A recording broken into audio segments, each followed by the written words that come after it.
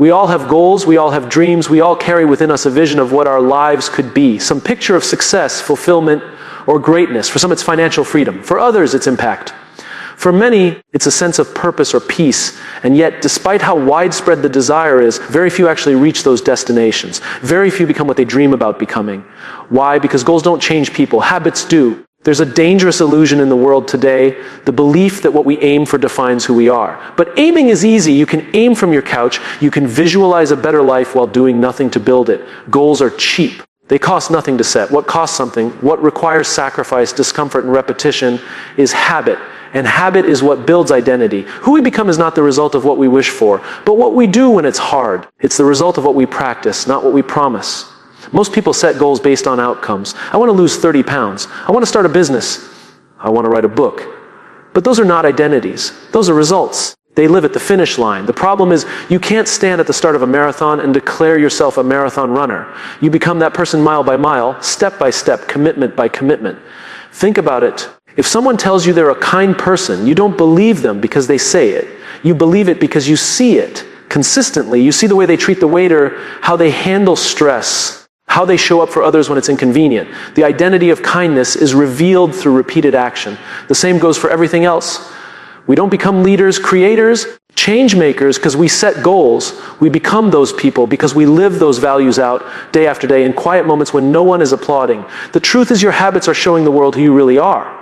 Even more importantly, they're showing you who you are. Every habit you repeat is like laying another brick in the foundation of your identity.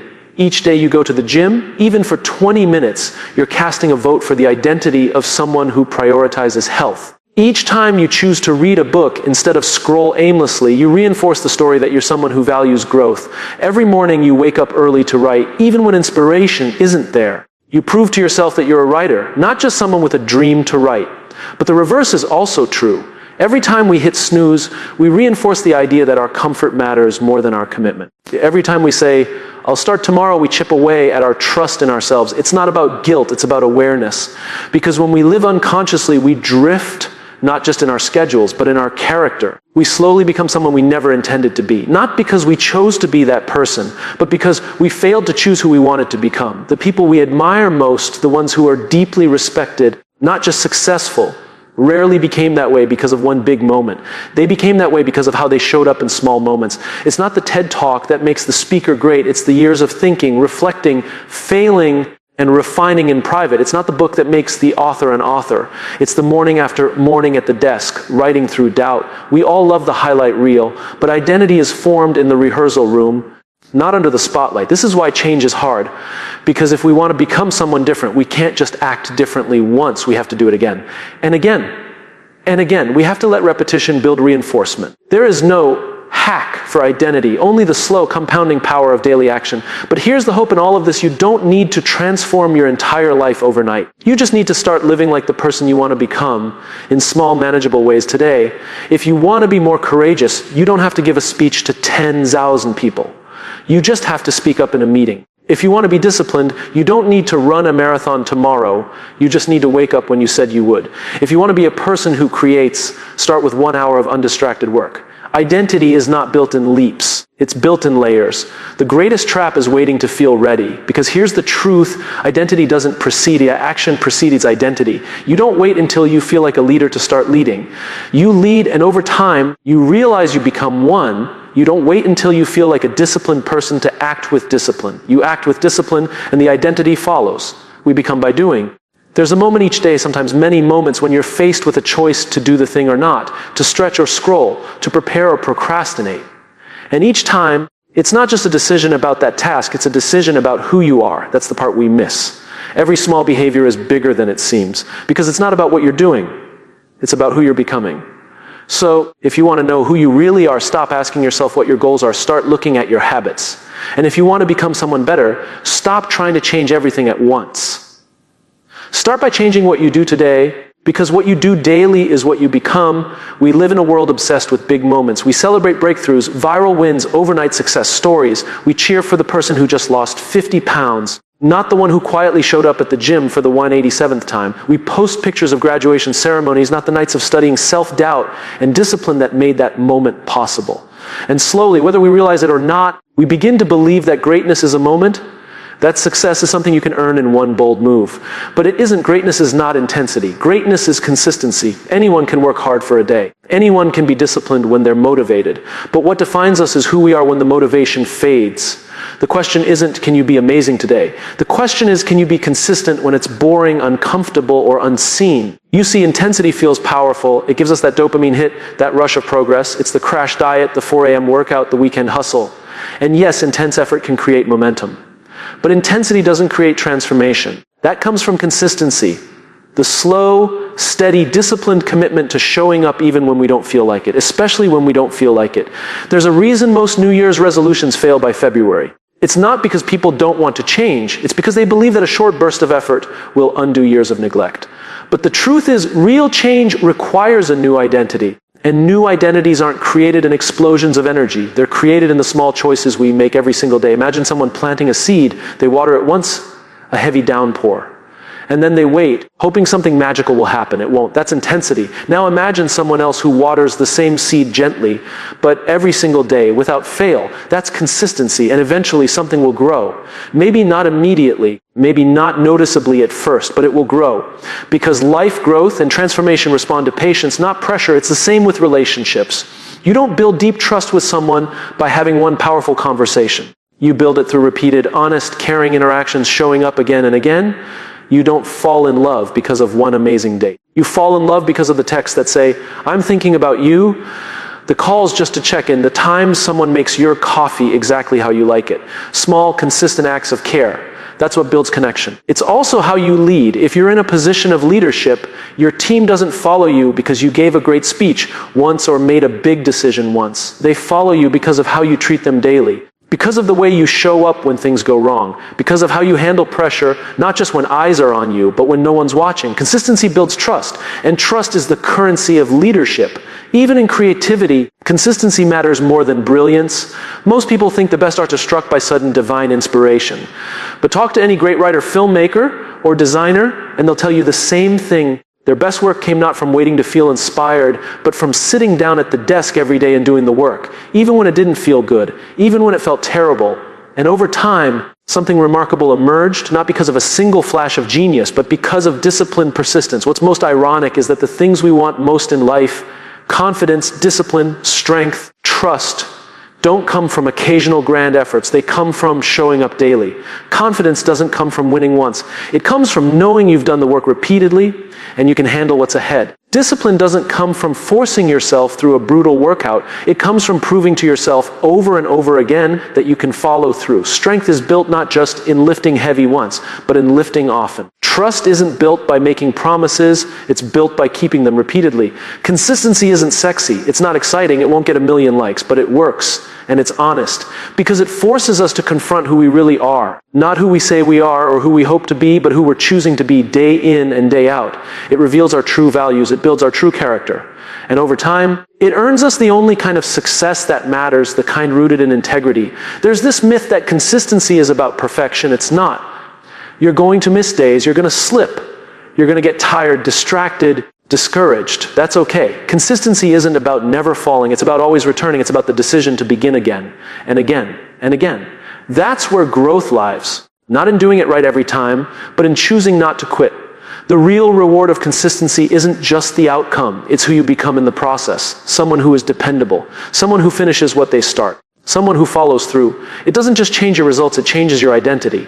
Because the person who shows up daily, regardless of how they feel, becomes someone others can count on, and more importantly, someone they themselves can count on. So stop chasing intensity. Stop trying to change your life in a weekend. Start by doing one thing today, and then do it again tomorrow.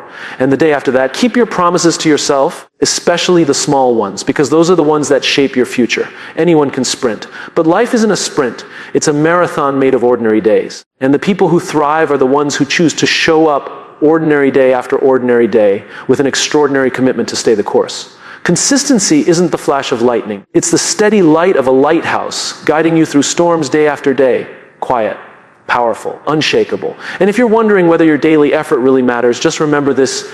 It's not what you do occasionally that changes your life. It's what you do consistently. Every day, whether you realize it or not, you're casting a vote. Not in a political sense, but in a personal one. You're voting for the kind of person you are becoming. The decisions you make, the small, often unnoticed choices, are shaping the direction of your life. We often talk about the future like it's something waiting for us down the road, as if it suddenly appears one day and announces itself. But that's not how the future works. The future doesn't arrive fully formed. It's constructed brick by what you choose to do right now. The truth is, we are all in the process of becoming. The question is not if you're becoming someone, but who you're becoming through your patterns, behaviors, and habits. Every decision is a signal, a reinforcement, a thread being added to the fabric of your character. You are shaping yourself, intentionally or not, by what you say yes to, what you tolerate, what you avoid, and what you prioritize. The challenge is that most of these choices feel small, even insignificant, and that's where we get it wrong. Because we tend to overestimate the power of big decisions and underestimate the power of the little ones we make on repeat. Think about it, very few lives are changed by one decision. Most lives are changed by a series of micro decisions made over time. When you choose the healthy meal instead of the fast one, when you open a book instead of the app, when you stay quiet or speak up, when you follow through instead of making excuses, these moments don't feel life-altering, but collectively they are. It's easy to say, it's just one workout I skipped, or it's just one day I didn't write, but it's never just one. It's a vote, a subtle, silent vote that compounds, and the more you cast the same kind of vote, the more you reinforce the identity behind it. So, if you skip the hard things regularly, you become someone who avoids hard things. If you prioritize your growth regularly, you become someone who values progress. There's a deep connection between repetition and reality. Because what you repeat, you become. No one becomes lazy in one decision. No one becomes strong in one gym session. No one becomes disciplined after one day of waking up early. These things are not traits you're born with. They're results of decisions made again and again. The student becomes the master by studying long after others get bored. The leader becomes trustworthy by making hard choices when it's inconvenient. And the fulfilled person lives with intention even when the world rewards distraction. There is a myth that the future is waiting to be discovered. That if you work hard enough or think long enough, you'll stumble into your purpose or passion. But your future isn't found, it's created. Not in a single act, but in accumulated choices. It's built by aligning your actions with your values, even when no one's watching. Especially when no one's watching. Because the person you're becoming is not who you pretend to be in public. It's who you are in private. The future is not about some date on a calendar, it's about the trajectory you're on. And the path you're walking right now is leading you somewhere. The problem is, most of us want to become someone different without changing what we do daily. We want to feel strong without being disciplined. We want to be wise without spending time reflecting. We want to be successful without embracing the boring, consistent work that success requires. We want the outcome without the process. But you can't cheat identity. You can't trick your way into being the person you admire. You have to earn it, one choice at a time. It's not about being perfect. That's not sustainable. But it is about being aware that each moment, each decision, each day is an opportunity to reinforce who you are or redirect who you're becoming. If today is filled with apathy, distraction, and avoidance, that's not just a bad day. That's a vote for a future you might not want. On the other hand, if today is filled with effort, intention, and integrity, even if you stumble, you're voting for a stronger future. There's something liberating in this idea, because it means your future isn't locked in your past. It's not determined by where you were born or what you didn't do yesterday. It's built by what you decide now. The next decision you make can change your direction. That doesn't mean you'll become a different person overnight, but it means you can start becoming that person today. That's the power of agency. It's knowing you're not stuck unless you choose to be. It's realizing you have more influence over your life than you've been led to believe. But that influence isn't dramatic. It's subtle. And because it's subtle, it's easy to ignore, easy to dismiss. But the compound interest of behavior is just as real as the compound interest of money. The difference is the payoff is in character, not currency. And here's something important. You don't need a perfect plan. You don't need all the answers. You just need to make decisions today that your future self will thank you for. Because what you do today is not just about today. It's the foundation of your reputation, your habits, your mindset, your relationships. Everything you care about is affected by the quality of your daily decisions. You're becoming someone right now, not tomorrow, not next week, right now. Through the decision to pay attention or tune out, to take responsibility or shift blame, to move forward or make excuses. These aren't just actions, they are investments in your future identity. You are casting votes, you are setting direction.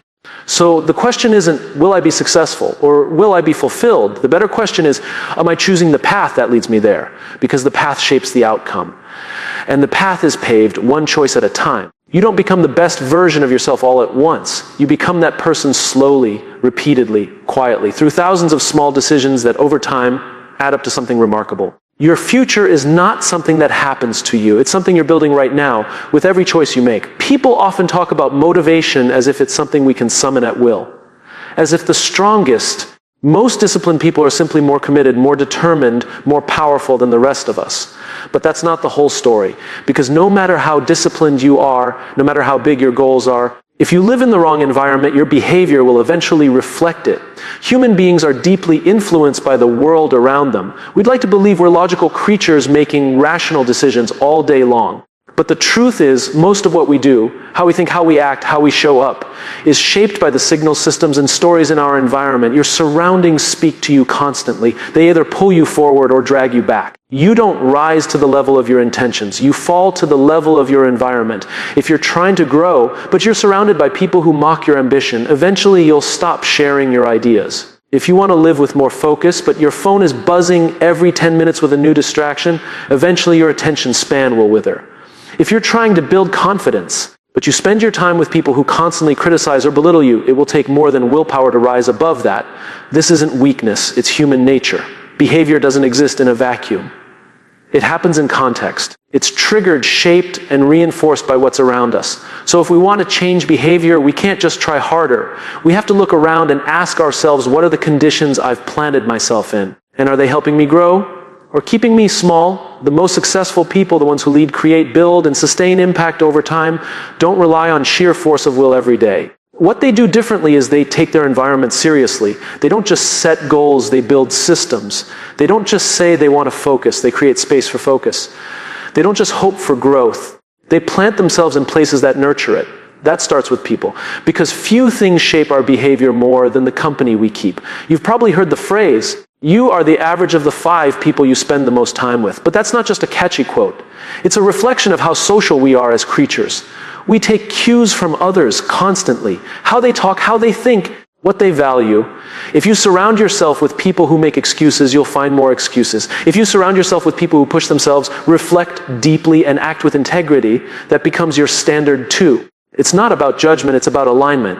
The people in your life don't have to be perfect, but they should reflect the values you aspire to live by. If you want to be more courageous, spend time with people who take risks. If you want to be more grounded, spend time with people who listen more than they speak. If you want to be someone who leads with purpose, then stand beside people who talk about purpose more than profit. But it's not just people. Your physical environment matters too. If your desk is cluttered with distractions, your mind will mirror it. If your space is filled with chaos, you'll struggle to find clarity. If your schedule is jammed with obligations you don't believe in, your energy will scatter. Every part of your environment either helps you stay aligned with who you want to become, or pulls you away from it. This is why it's so important to be intentional. Not just about what you do, but about where you do it, and with whom. If you want to write more, create a space where writing is easy. Put your phone in another room. Set a timer. Block off the time, make distraction inconvenient and action obvious. If you want to eat better, don't just rely on willpower at 9 p.m. Build an environment where good choices are within reach and poor ones aren't. Too many people blame themselves for their lack of progress, when in reality, they're just swimming upstream every day. They're trying to stay focused in environments designed for distraction. They're trying to stay disciplined around people who don't respect boundaries. They're trying to live intentionally in systems that reward speed over depth, volume over value. And then they wonder why it's so hard to change. But it's not always about changing yourself. Sometimes it's about changing what's around you. Even small adjustments can make a massive difference. A sticky note on your mirror reminding you of your values. A calendar block that protects your focused time. A conversation where you set clear boundaries. A decision to walk away from a space or a relationship that no longer aligns with who you're trying to become. Because here's the thing, you can't out-discipline a toxic environment. You can't out-hustle a system that constantly burns you out. You can't build a strong identity in a place that keeps telling you you're not enough. You can try. You might even hold out for a while. But eventually, environment wins. So instead of just pushing yourself harder, ask yourself better questions. Who brings out the best in me? What places make me feel like I'm growing? What habits are easier when I'm with certain people or in certain settings? What parts of my environment inspire me to act with intention? And which ones pull me into autopilot? These questions matter Because we're not just the product of our efforts, we're the product of our conditions. And the good news is conditions can be changed. When you walk into a room and feel inspired to focus, that's not accidental. When you spend time with people who challenge you, support you, and tell you the truth, that's not accidental either. Those are choices. Choices to cultivate an environment that matches the identity you're trying to build. You don't need to overhaul your life in one sweep. But you can start today. One drawer cleaned out, one app deleted, one new boundary drawn, one honest conversation had, one commitment to spend time where you're valued, not just needed. One place, one person, one pattern at a time. And as you begin to shift your environment, you'll notice something else begins to shift too: your energy, your behavior, your sense of self. Because we don't grow by chance. We grow by design. Environment is not everything, but it's the foundation for everything. And when you build it with intention, it becomes so much easier to become the person you were always meant to be. Everyone has two versions of themselves. There's the person you are now, shaped by your habits, beliefs, choices, and circumstances. And then there's the person you could become, the one who lives closer to their potential with more clarity, more purpose, more strength. The distance between those two versions isn't defined by talent, luck, or even intelligence. The real bridge between them is discipline. Discipline is often misunderstood. People hear the word and immediately think of punishment, restriction, or cold, rigid control. But discipline isn't about denying yourself pleasure or living like a machine. It's about alignment. It's about keeping your promises to yourself, especially when it's hard. It's about choosing long-term growth over short-term comfort, not because it's easy, but because it's worth it. The reason most people don't become who they could be isn't because they lack dreams. Everyone dreams. Everyone wants something better, deeper, more meaningful. The problem is we expect our future to be built by desire alone. But desire doesn't build futures, discipline does. Dreams may light the spark, but discipline keeps the fire alive. And discipline doesn't shout. It doesn't beg for attention. It lives quietly in the small choices we make every day. The choice to wake up when we said we would, to follow through on the workout even when no one's watching, to keep writing, practicing, learning, when it would be easier to scroll or give up. It's not glamorous, it's not loud, but it's powerful. Because every time you follow through, every time you act in alignment with your values, you build trust with yourself. And that's the real win. Most people think the reward for discipline is the result: the job, the body, the book, the business. But the deeper reward is the identity you form along the way. You become someone you can count on, someone who doesn't just wish but works, someone who doesn't just say but shows. And that kind of self-trust is rare, because we live in a culture that celebrates instant gratification. Everything around us is designed for ease, speed, convenience. We're conditioned to crave comfort, to expect results now, to believe that if something doesn't come quickly, it must not be meant for us. But discipline tells a different story. Discipline reminds us that anything worth having is worth working for and waiting for. No one ever stumbled into greatness by accident. No one woke up accidentally in shape or in love or in peace. Those things are earned. And they're earned not in a single decision, but in a pattern of disciplined choices that accumulate over time. That's what makes discipline so powerful. It compounds. Each time you choose the hard thing over the easy thing, you gain something: strength, focus, confidence, progress, not always in ways you can see immediately, but always in ways that matter. Think of discipline like a muscle. If you use it, it grows. If you ignore it, it weakens. And just like a muscle, it doesn't grow from one intense effort. It grows from consistent, repeated effort, even when it hurts, especially when it hurts. There will be days when you want to quit, when everything in you screams to take the easy way out.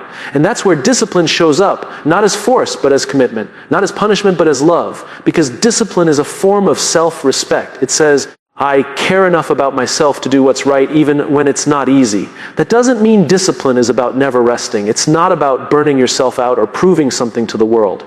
In fact, the most disciplined people know how to rest with intention. They know that recovery is part of progress, that boundaries are part of balance. But they also know the difference between rest and avoidance. They know when they're recharging. And when they're hiding, discipline is honest. It asks the hard questions. Are you doing the work or just pretending? Are you committed or just curious? You're showing up fully or just showing up halfway?